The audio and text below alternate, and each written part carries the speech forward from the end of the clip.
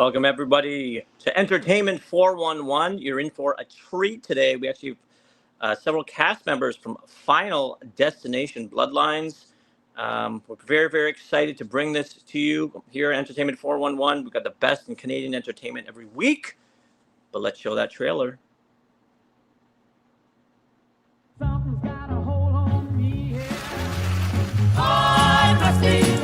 Drinks all around.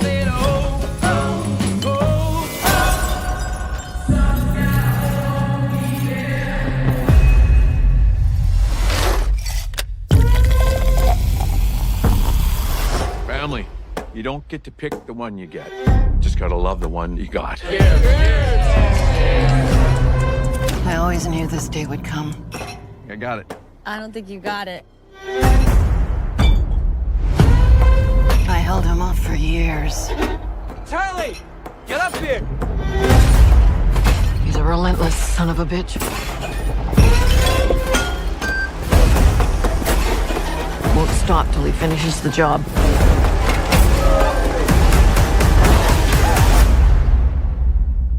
Death is coming for our family. I said, oh, oh, oh, oh, oh, oh.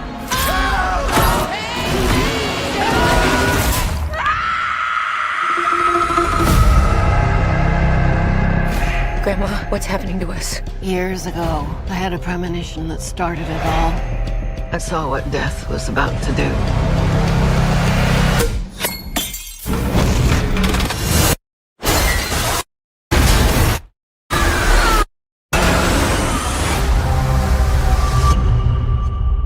I saved a lot of lives that night. Everyone needs to get off the dance floor! Lives that were never meant to be saved. But death doesn't like it when you mess with his plans. This book, it will show you everything you need to know to keep our family safe. It all started with Grandma. Death is coming for us because we were never supposed to exist. Watch out! Only by embracing death will it pass you by. Maybe death's not actually coming for our family. Because that would be crazy. Good luck.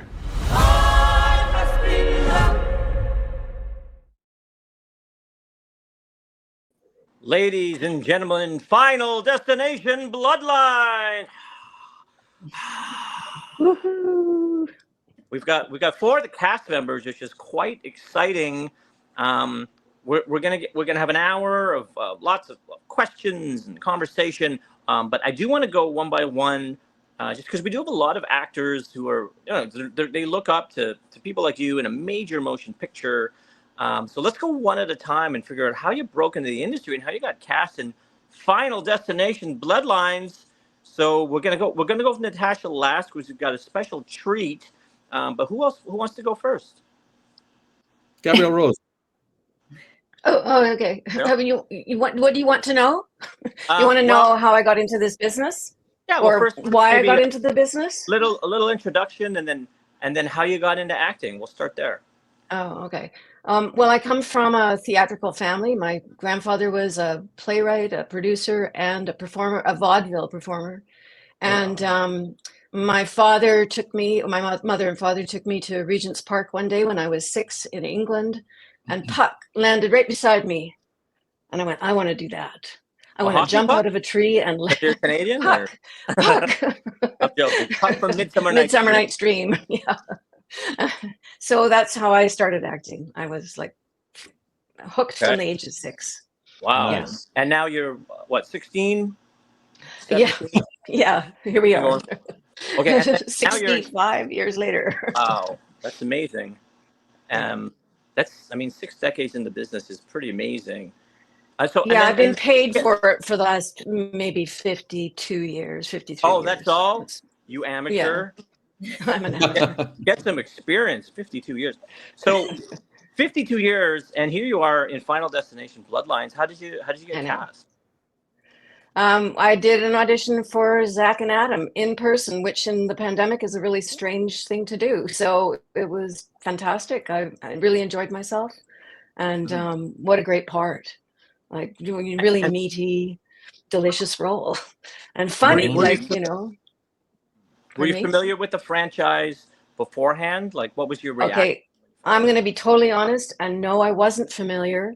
I Neither. am now, though. I'm a fan now. I'm a convert. I've seen like 3 of them, as well as ours, and I've seen ours 3 times. So definitely a Final Destination fan, but I came late to it, I have to admit. Oh, well, I mean, but you're not late to the business. I mean, it's amazing how much you've done. Yeah.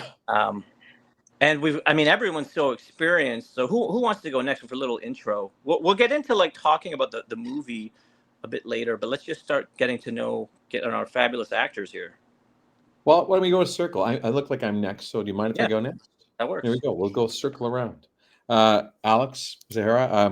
My mom tells me I did sock puppet plays for the other kids in the neighborhood when I was behind the couch at 3 years of age. Oh, I heard about you. You were brilliant. Thank you. Yes, it's like Sesame Street was my destination.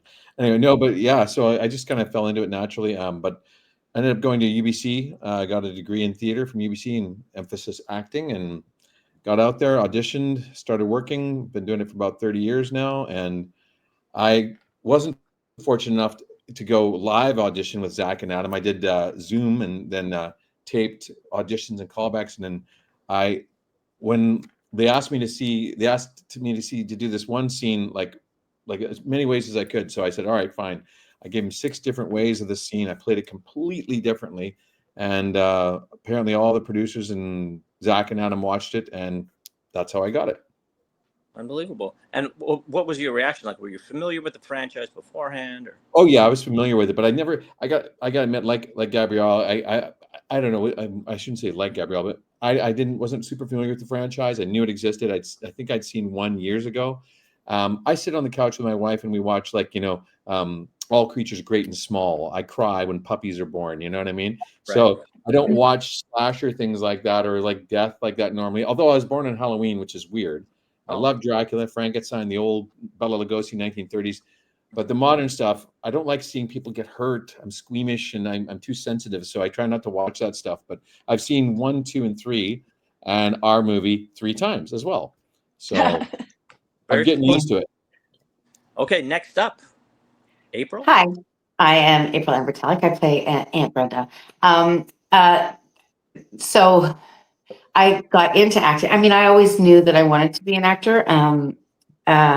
Those books that parents will, put hair clippings in and first report card and those kinds of things. So I have one, of course, because my parents had one for me. And I was 3 and I wanted to be an actress. It didn't say there was movie star, there were like all those things. And so I'm assuming she went through the list, nurse or doctor or astronaut or policewoman, whatever. And I said actor. Or actress. And then same at 4, through the years. I honestly grew up never really wanting to be a movie star. I always wanted to be an actor. And it was, I happened to be, I came from a family that was very involved in fashion. So I had been modeling from 10 years old, I guess. And I went to Japan on my 13th birthday to model on an international contract then. So since I was young. But I was literally walking. It's so silly, but I was literally walking through a mall, and this woman, Marie Morton, who ran an agency called Jerry Lodge, so long ago, right, Gabrielle? Do you remember? Yeah. It was so long ago, in the 80s, and she stopped me and said, "Oh my goodness, they're doing a movie called Planet of the Cave Bear, and they're looking for a young Daryl Hannah. I think you'd be perfect." And it was interesting timing because my mom was reading my sister and I Planet of the Cave Bear at the time. So we were reading that book every night before we went to bed. And long and short, I auditioned for it through her. And so she was my first agent. And I didn't get it because I was a little too overdeveloped at that age. It was nakedness involved, and as a child, innocence and all of that. It was not, but fine. And so that was the beginning. And then, through my teen years, it was modeling, and then, whatever. I didn't really get my first big acting role until, well, I got 21 Jump Street, but I literally broke my ankle walking out of my trailer. Oh my God. And now, I mean, Final Destination, like what an amazing opportunity. Like, how did you get cast in Final Destination? Same audition. I did a self-tape, and I had actually forgotten that I had the audition. I had 2 that night, and I'd had a couple shots of Patron with my girlfriend, and so that's the secret. That's it. I mean, there's 2 other cast members. I'm not gonna lie, 2 other cast members. I won't name them. Had the same experience. They had been like, "Oh God, I have this audition," and both of them had like a couple of cocktails. Anyway, long and short, did the audition on self-tape with a girlfriend who's never read for anybody for an audition before. We did it in my girlfriend's bedroom up against a wall with all this crap behind me. And then Callback, Alex was there same day, and we just worked it on Zoom with the directors and the producers. Mm-hmm. It's so interesting because everyone it's similar, but like you really have your own unique way that you got the role. And now we're going to segue to Natasha. And actually, before we get into our little interview with Natasha, I think we've got a little special treat.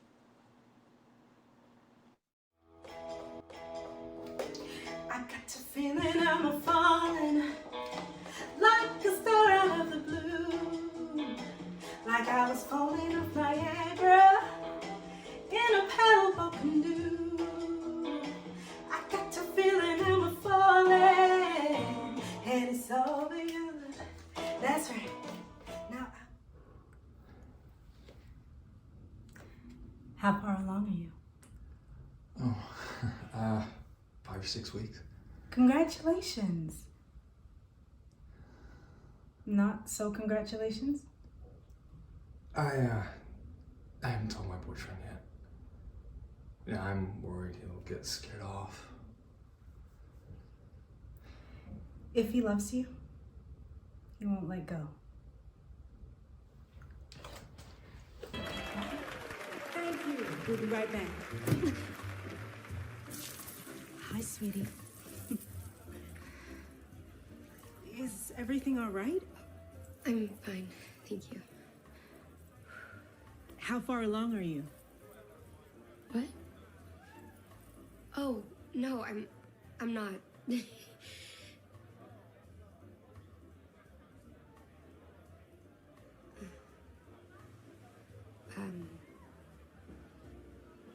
I don't know exactly, maybe 1 or 2 months. Oh, that's wonderful news. Isn't it? I haven't told my boyfriend yet. Does he love you? Yes. Then he won't let go. Thank you. Of course. Bye. Well, look at that. That was great. Yay. Good work. So it's interesting to see, I guess that was your self-tape, and then we showed a scene, right? Is that correct? Yes, that's right. That was my self-tape audition with my wig that I turned upside down to try and get some kind of beehive-looking thing going on. Right. It worked. Yeah. So you got a wig? Like what was the prep like for that audition? Actually, I did it quite quickly because when it first came in, because it was singing, and that's where I started in my career. I was really excited to do it because I had wanted to do a role where I was able to sing. So it was just kind of an easy one to just grab, like a dress that I had. And then because I started in sort of Motown, So again, the era matched with that. So for me, it was just something really fun to play with. Right. Well, I mean, you can see how talented you are. So we'll go a little bit backwards for your interview. So did you start as a singer or an actor? Like, what was your entry point to the industry? My entry point was musical theatre. So I started mostly from school. Like, I didn't have one particular moment that I decided I was going to be in the industry. I just always performed. That was always what I was good at throughout school. It's all I ever did. And then, although my parents didn't want to pull me out of school to do auditions, by the time I got to 17, they put me in a theatre group, and I did that for a couple years. And then I ended up booking the role of Diana Ross in a touring Motown show in the UK and Europe. And I did that for about 4 or 5 years. 5 years. Oh my God. Yeah. Wow. And then I decided I wanted to do something different. I always had a passion for the industry, but I think doing the same character for so long, I wanted to do something else. And I ended up on a whim moving to Canada. I didn't know anyone in Vancouver, and I moved by myself. And I gave myself 3 months to find an agent and book a job, and I managed to do it. Yeah, So, well, clearly. yeah. Amazing. Well, and the Final Destination team, I'm sure, was very happy. How familiar were you with the Final Destination franchise when you got cast? When the first one that came out, I watched it, but I'm pretty sure I was too young at the time when I watched it in the first place. So I don't remember it that well. I remember the aeroplane. I don't know which one was the logs on the first one, but I definitely remember the roller coaster. I don't know which one that was in. That's the only. Okay, so then I think I've seen. Yes, the rest of them I'm a bit hazy with.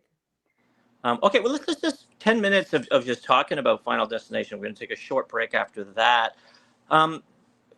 It's amazing that so many of you, this is kind of your entry point to Final Destination, but you watched it many times. What was the interaction like? Were there cast sleepovers? Did you watch stuff together? Did you know each other in advance? Like what happened? What was the interaction like as the cast? Well, Alex has played my husband before. Okay. So we are twice married. We were husband and wife.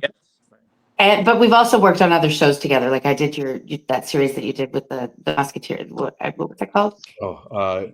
Young Musketeers or whatever it was. Young Blades. Young Blades. Yeah.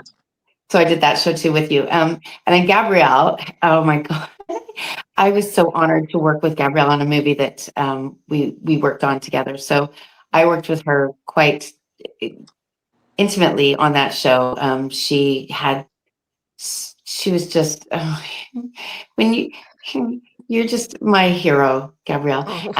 So I was her agent, actually. I was her agent. You played my agent in the movie. You played my agent. Actually, we're her agent because either way. No, in the movie that we did together.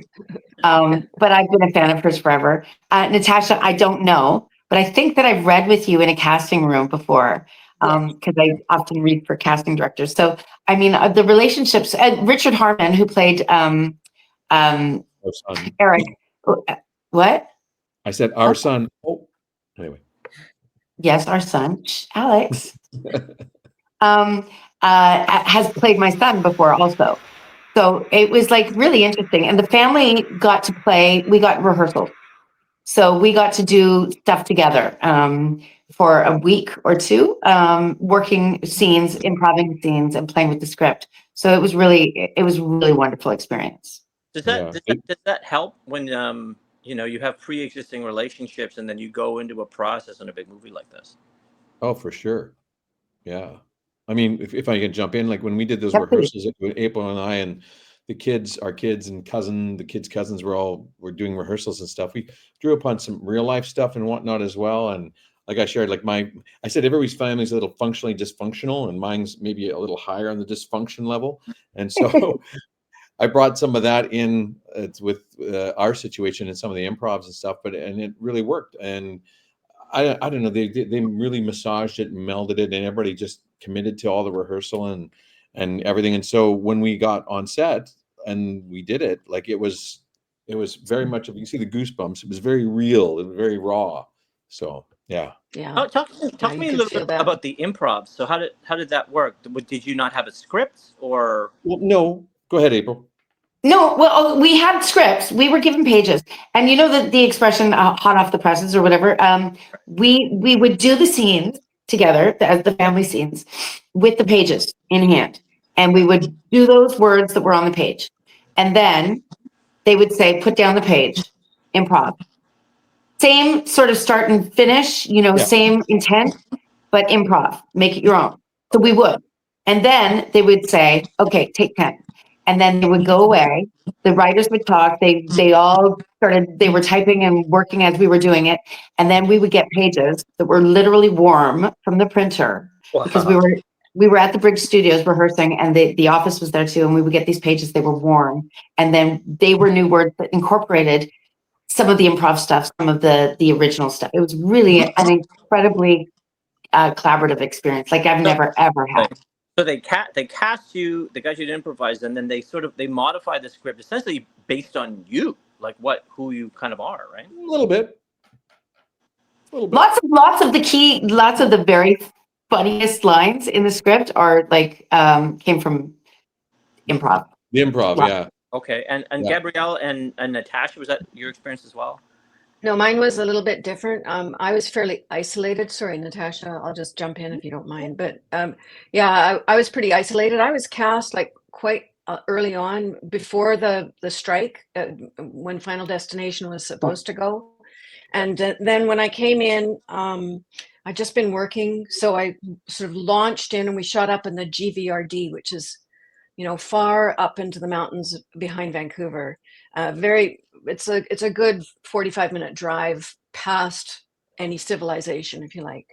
And so it was a really intense, stunning location with this beautiful, beautiful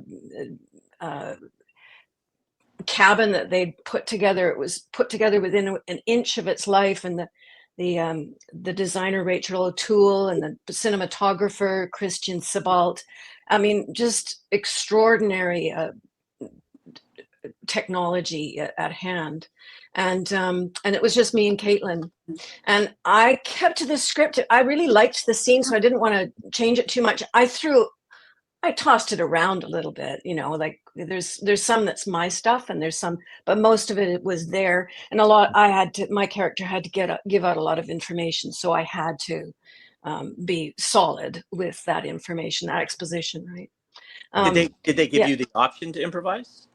Yeah, no, they said to throw it in the air whenever I felt like it, which I did. But it was more like sit, as opposed to, you know, I didn't throw away any of the actual information I had to get out to her. It was really important. Yeah, it was an amazing shoot to work on, I have to say. Yeah, it sounds like it. The production values were just so high, and you realize the stakes were high. And you know, they actually blew up that cabin that they built up in the GVRD. They blew it up at like 2 o'clock in the morning. I mean, it's extraordinary to be part of that. Oh, at one point, pardon me? That woke you up? Yeah. We're going to see Gabrielle at one point. What? I was just going to say, like, at one point during the shoot, we were all told to keep to our trailers or get under cover because a bear walked through the set. Wow. And yeah, no, this great huge bear, and I actually got some footage of it. It lumbered through the set, and I'm always a bit scared of bears because they're unpredictable. And this big, huge, beautiful black bear walks through everywhere, and we're all sort of standing far away from it. And then it goes to this little patch of grass and lies down and starts eating dandelions. It was like, hello? we're all stopped. Nobody can film anything because he's eating some dandelions. It's pretty cool. Bit of an anticlimax. Very powerful. Yeah, an anticlimax, but also kind of beautiful. Yeah, I mean, I'm less scared of bears because of his dandelion eating. Speaking of beautiful, we've got Natasha here with beautiful singing. I guess I don't know how much you would have improvised that if it's a set song, especially what you did, your audition. How did that work for you on set? Was there improv or? Well, my experience was very similar to April and Alex, actually. I worked with Brec. We did our scene a number of times together, and we were able to improv. And again, they altered some of the lines because we just did that take of improv and, say whatever comes naturally to us. And so that's what we did. And then we also did something that was quite fun and very theatrical, which is we did a silent take. Yeah. Yeah. Loved that, right? Isn't that so great? And it's actually quite challenging because even though our scene was fairly short, I noticed in the cuts, they did use some of the looks we gave in our silent take, which you wouldn't normally use if you're saying your line. And so in that way, you have to stretch yourself as an actor to find ways to say the same thing from an emotional, physical, without indicating too much. And so that really, I think, gave the scene more depth to what it originally was. Yeah, look, it's amazing. You know, I didn't know what to expect. I mean, you know, a storied horror franchise, you think everything's pretty set, especially if they've done so many movies. But it sounds like this was a pretty fluid, collaborative process. Yes, Totally. definitely. I think Alex and Zach were amazing directors. They really became sort of one of us and made sure that they were in everything, and they actually worked really well together. And everything felt really smooth. Like the first day we were on set, and you know what, they came in their suits, they were dressed to the nines, they were ready to make this something special. So it was such a great start to the shoot, and it got everyone's energy up. So yeah. Amazing. Well, speaking of something special, we're just going to go to break because casting director Jessica Greenberg has a special program for actors called Callback Collective, and I think we got a little video. Actors, I know you feel like you're sending your self-tapes into the void because you've told me time and time again, and I feel you, and you're not alone. That's exactly why I created the Callback Collective, a monthly private community for actors. It's a nice low-pressure way to stay consistent, get better at self-directing, build your confidence, and finally feel like you're not doing this alone. Every month, you get a live Q&A with me. You get access to a ton of resources. You get a self-tape challenge, and then there's going to be a live Zoom where we go through your self-tape, and I give you adjustments and feedback on the spot. You get to redo it like a callback. And you also get access to this private, beautiful, growing community. It's like a gym class, sort of, but for actors. No judgment, real growth, supportive community. So whether you're just starting out or getting back into the groove of things, this is the accountability and support you've been missing. So join the Callback Collective today. There is a special sale for eBoss listeners for a limited time. So join now. Get in for June. We're just getting started, and I can't wait to work with you. See you soon. Oh, look at that. That's pretty nice.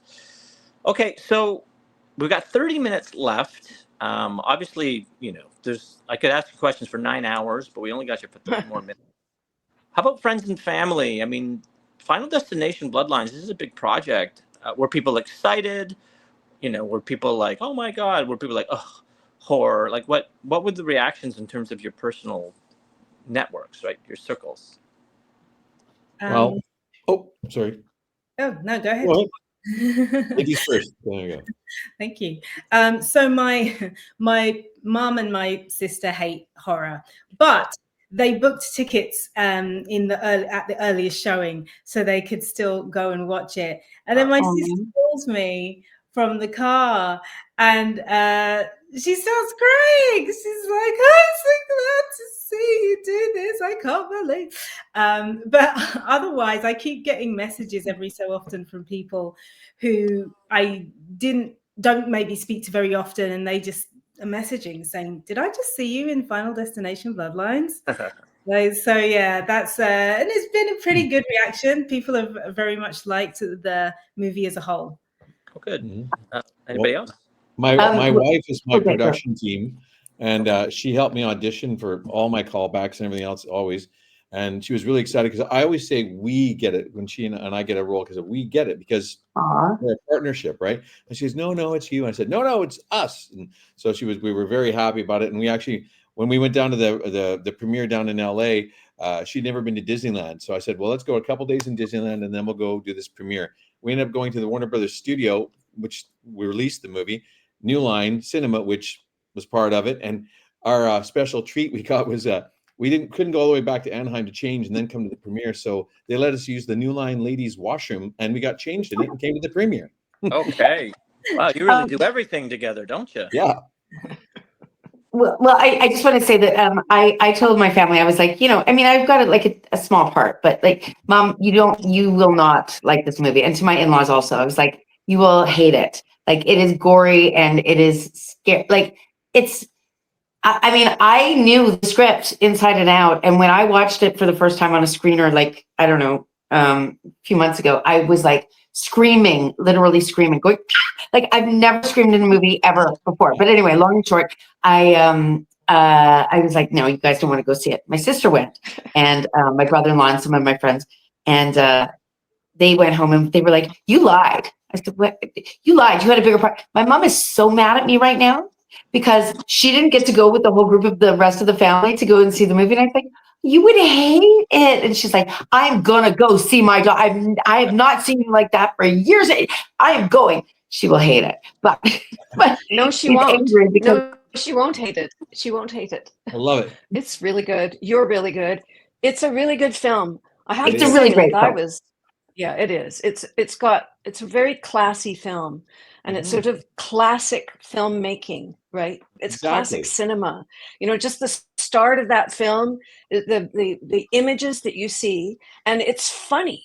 I mean, I get scared. My parents banned horror film for me when I was 8 years old. They said, you're not allowed to watch any more horror because you have nightmares. And so I was a little worried when I went to see it. I thought I'd get dizzy. I thought I'd be scared. I thought I'd have nightmares. I thought it was tremendous. And I've seen it 3 times, and my family thinks it's fantastic. Yeah. We had a group of 30 of us. We had a group of 30 of us. We call ourselves the Urban Tribe of my friends. We went Saturday night, and we had 2 complete full rows in the cinema. Like row G and row H was all us. And we watched it all together and like laughed, screamed, cried. You had a great time. I loved it too. The sound, the editing, everything is really, really high class. Yeah. So I actually have been using social media to get some more info because people are very excited. This is a very famous film franchise. Someone wanted to know, is this the final destination film? Never say never. Oh, I sort of doubt it now. It would be really silly if it was, because let's be honest, like, it's made a heap of money. Yeah. Right. It has done so incredibly well. We were the #1 movie in the world for like a week, and they have the gross has surpassed any of the others. It would be silly not to do another, but I don't know anything. I don't know if you guys know anything, but come on, like, you're right, April. Like, it's so popular. Never say never, and this may have wrapped things up, but now because maybe it's all wrapped up in this movie, it sparks anew. It allows for a new beginning. It's not. And it is sort of. I think they'll do another one. That's my. I think they'd be crazy not to. Stories in there that you could, pull on still. So maybe, yes, never say never. Let's talk a little bit about the larger industry, especially movie theaters. I mean, this is a nice summer movie. People to go and watch in the movie theater. And let's be honest, the last few years, it's been a bit challenging to get people back to the movie theater. What do you think about that? What do you think about the way Hollywood sort of functions now? How it doesn't function right now. Right. Yeah, there's a lot of challenges going on. Yeah, I mean, a lot of stuff. It's like, you think streaming has kind of changed the game, or I mean, this movie's proved though that you got the right movie, people are going to go. I think people are ready to go. People are ready to be in community again. I mean, the pandemic really put us into this sort of isolation tank, and so streaming became extremely popular, and we became very, very lazy about going out. And now I think people are ready to see one another again and to hang out together. And so this came just at the right time. I agree with you. But I also feel like there's a bit of magic and romanticism lost now, in that you have to book ahead. Like, you have to buy your tickets ahead of time. It used to be that we would go to the movie theater and we'd see what was playing, and if there was something sold out, we'd go to something that wasn't sold out. We were already there, and so the spontaneity is lost in the fact that you now have to book ahead, and you do. But I think that it is now people are ready to go back. You are right, Gabrielle. Like the pandemic really did mess things up and people were scared to go. But it was like, in full theater, the first time I went to it in a cinema that was like once it was like fully released, it was full. So people are going. It's great. Yeah. And it's a different experience. I think you can still go in the afternoon. Yeah. But when you sit there and experience something with a group of hundreds of people at the same time, it's So just different. totally group experience. It's totally different. When we were at the theater on Sunday, there was probably 80, 90 of us, 100 maybe. But the hundreds of people is different in a theater like that. Even a group of 80, 90, you experience the show completely differently. Like one person starts chuckling and then it just ripples across. You know what I mean? So great. Yeah. Yeah, the audience gets a personality. Totally. They become another character. element of the movie itself. Yeah, they become a character in the movie. Exactly. I think Natasha, you were going to jump in there. Sorry. Oh, I was just going to say that I feel like it's run a parallel with the way COVID worked, and then also the way streaming became really big, and everybody thought, well, it's only going to be streaming now. Everyone's only going to care about streaming, and I think now both of them are starting to like come to this close, which is like what Gabrielle was saying, where people just want to be together now, and maybe streaming, as they thought, was going to overshadow everything at one point. I think that's completely changing again, because people do, whether it's theatre or going to the movies, people really do appreciate the community that comes when you're sitting with a bunch of people and you react together. If I can jump in there real quick and add on what Gabrielle said earlier, the first theatrical experience I ever had, I saw Fiddler on the Roof. I was 5 years old. My mom took me to it. And I think that's really what got me hooked in film and acting. But we sat there, and it was in a gymnasium that I eventually went to high school in. But there was nothing in the gym. All of a sudden the lights went down and you hear this little fiddle playing, and here's the goosebumps of excitement again, still 50 whatever years later. And all of a sudden, there was a silhouette of this little house, and this little dude was on top of it fiddling. I was like, whoa, blew my mind, So that's something you cannot get unless you're out in a group setting. Like, that's not going to happen on a TV screen, It's true. Totally. Right, and this is where we are as an industry, right? Is that we've got this, it's 100 years now making movies for people. But I do want to talk about AI. I usually bring it up on this show because it really is the elephant in the room. Not the bear who's gonna eat daisies. Dandelions. Dandelions. Right. Sorry, didn't want to mess that up. But definitely AI is the thing everybody's talking about. What do you think? Like, how is AI gonna make an impact in our business? I'll jump in. It's going to suck. Okay. I just have heard so many things. Talking. There's no side to the next. I really don't know where to land on this one, because I hear so many different things at different times, and I almost feel like, okay, it can totally get into your head so much that it's almost to the point where you kind of have to wait and just see how it all transpires, because I feel like no one can actually call it exactly what's going to happen, but I just feel like, just enjoy our industry as we can before we start freaking out about anything, otherwise we're just going to panic for the rest of our careers. Oh, well, it could be good. AI could create opportunities. There's a lot of different points of view. I don't know if anybody else wanted to jump in or. Well, sure. I don't think AI is a good thing for the industry. I'll say it right up, because what it does is it takes all the humanity and the connection out of why we go to the theater, why we go to film, cinema, whatever. It's devoid of human interaction. You're having a computer tell you how to feel, what to feel, a computer making things. It's a computer's model. Whatever. I don't think it's healthy. I think it's like too much screen time for kids. It's not healthy. I don't think it's a good thing for the industry, because what it's going to do, it's going to take away all the jobs of all the cast and the crew and everybody else. You're going to have a bunch of little computer programmers and the producers, studio, making money and making whatever. but it's going to decimate the film industry, I think. So, I mean, and not to be a naysayer, but you tell me when we look at the fact that they can churn out an entire movie by just punching in, make a movie about a romantic comedy, this, that, they just punch in descriptives and it comes out.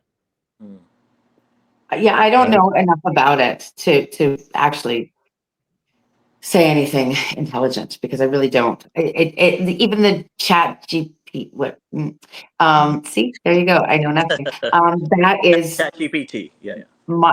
it's mind-boggling to me. Like, I had a student here the other day, and she was telling me she solved a problem with the tenants downstairs by asking chat GPT how to resolve the situation calmly.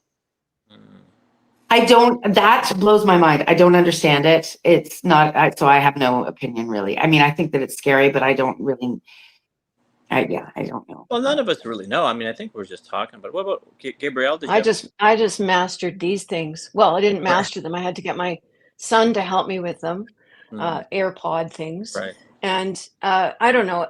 I've read a couple of scripts that I'm sure have been written partially by AI, and they were terrible, just terrible. And I was really happy about that, to be honest. Yeah. I mean, I think human beings have souls. We have this sort of inner thing, this inner eminence, which AI can't possibly have. So I mean, I don't. You all clearly do. That was the self-deprecating joke. Listen, I have a friend that works fairly high up in entertainment industry, and in terms of like they does video games, and they said that's the thing they're worried about is they're going to be forced to use AI by the powers that be above. Right. Because it's cheaper and they can make more money and not have to pay people. But look at I hate to say, but look what happened with reality TV. When reality TV started, they just rammed it down everybody's throats. I was privy to a producer who will remain nameless shouting down the phone to someone saying, listen, we'll put whatever the F we want on the TV and the sheep will watch it because we'll tell the sheep to watch it. And that was a quote. So when they asked us years ago in the master's agreement, they asked us actors to do anything on the internet for free. They asked us, I was involved in the negotiations. This is like 2000, right when reality TV started. And they said, well, it's good promotion for you guys. It's good promotion. Well, who? Promote it to what? The studios are the ones that hire us. So as soon as we all said no, SAG and UBC and ACTRA said no, the market was flooded with reality TV. Right. And it's become an institution.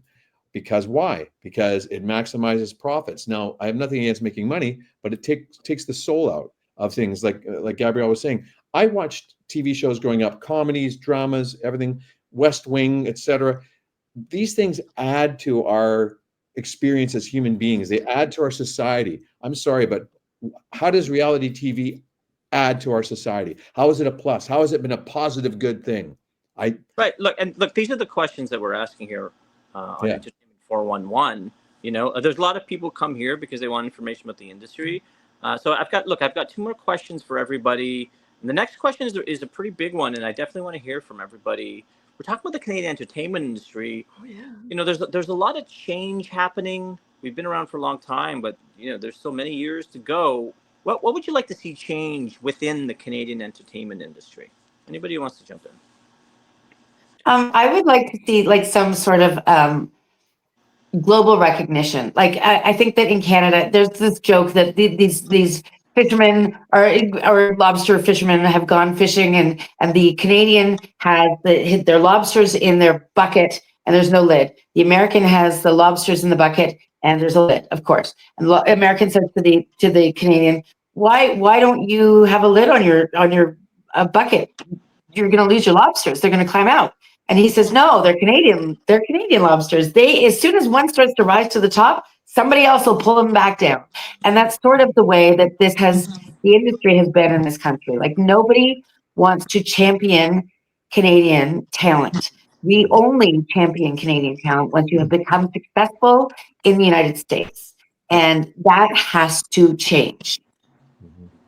Yeah, I agree with you. And I think that it's absolutely imperative right now, because with the threats of tariffs that we've just found out about, and the sort of everything's just grinding to a halt, and prices are going out of the zone of believability.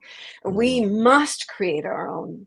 We must create our own stories. We must film our own stories, write them, and put them out there, because we've got to have, just like we've got to have Canadian content on our market shelves, we have to have Canadian content in our television sets and on our screens. It's just imperative that we invest in Canadian talent.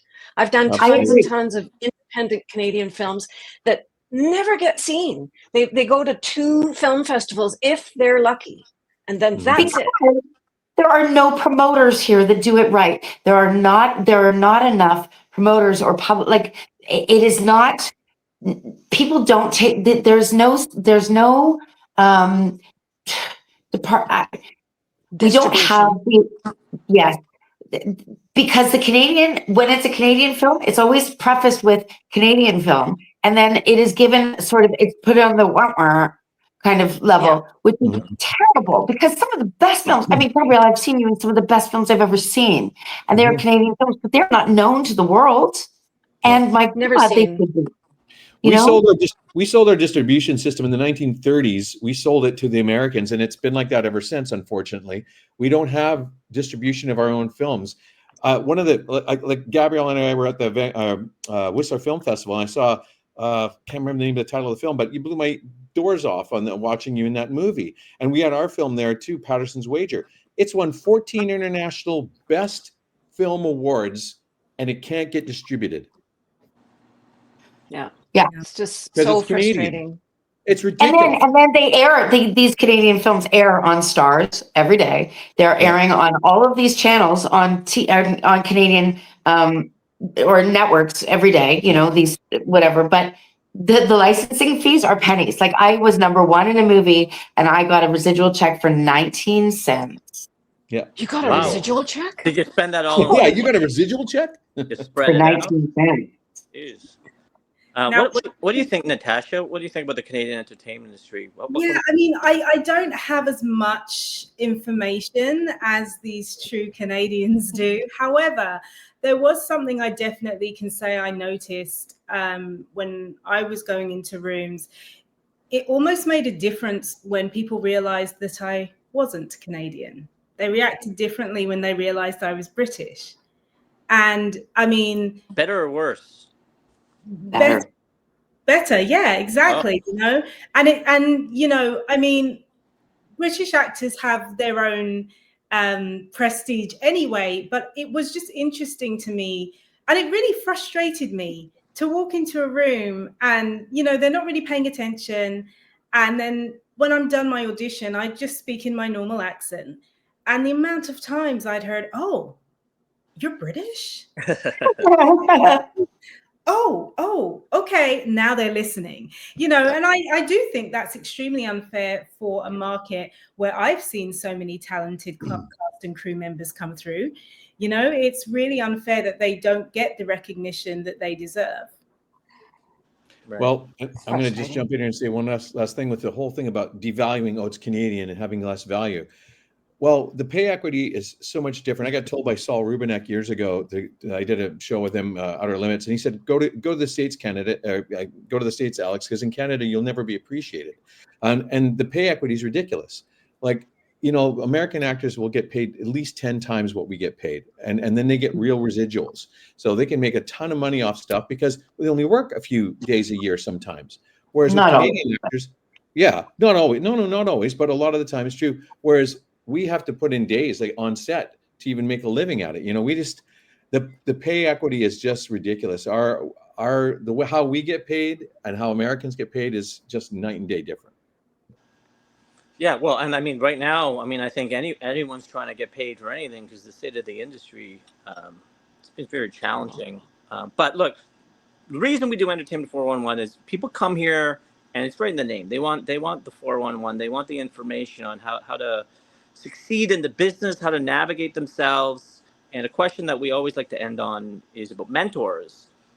Maybe your mentors, maybe you've had mentors. What do you think about mentors? Have you had mentors in the industry? What role do they play? Yeah, I acting mentor Tom Macbeth, local actor. I did a play with him in '94, and I just kind of looked up to him, and I thought this guy's how I want to live my life and career, and just a really hardworking, great actor. I would say like a journeyman actor, almost like just constantly working and evolving, and yeah, that's kind of what I lived by. And my mentor is Ann Wheeler. I would say she's a pioneer of women in film in Canada. Totally. She's done some brilliant films. And yeah, we've been friends for 25 years, 30 years. And I would say very important person in my life. April? My mentor is Gabrielle. There you go. I mean, honest to God, she has you changed the way that I look at the industry, that I look at the work it's true. Honest to God. Cry. And I have told you this I tell you this every single time I see you, and it must be so hard for you to hear it every single time I hear it, every time I see you. And I just want to love you, but I have to tell you every time I see you, it's true. She is my mentor 100%. I've learned so much from her. And Natasha's my mentor. There you go. He just doesn't know it yet. I'm hoping she'll be my mentor. How about you, Natasha? Do you have mentors? Do you know what? I learned on the job. So there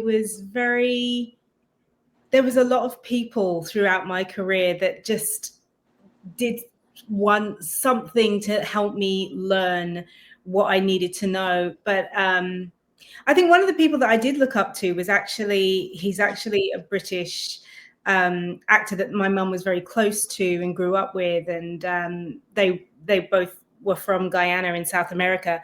So, and he broke a lot of barriers in the UK with his own comedy, doing Black British comedy, and he ended up with his own show. And growing up seeing him, and I think that's part of the reason why I was motivated to just come to Canada by myself.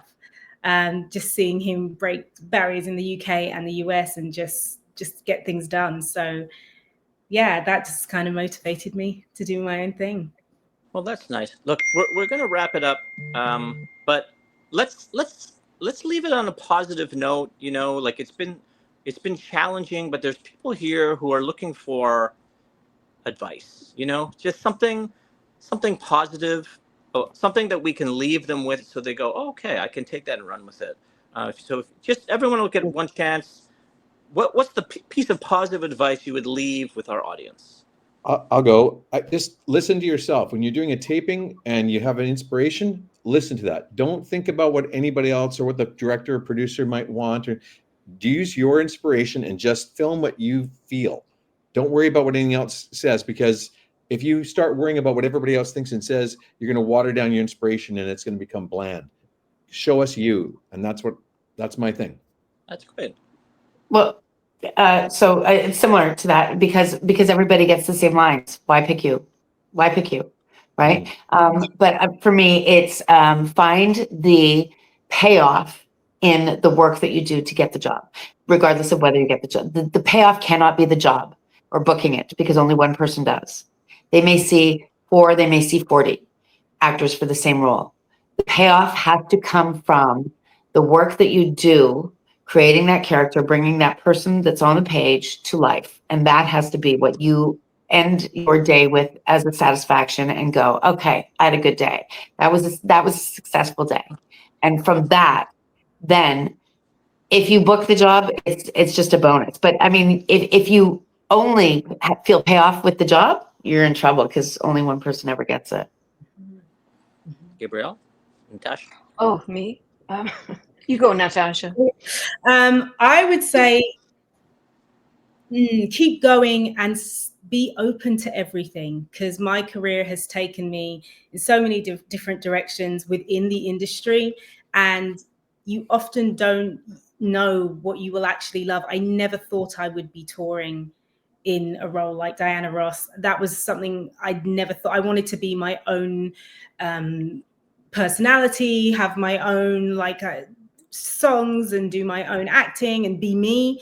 And that's how I started. And it was much better than I had imagined it could ever be. So that's why I always be open to things, anything, because you have no idea how it's going to help you on your journey. That's true. The last word, Gabrielle, the mentor.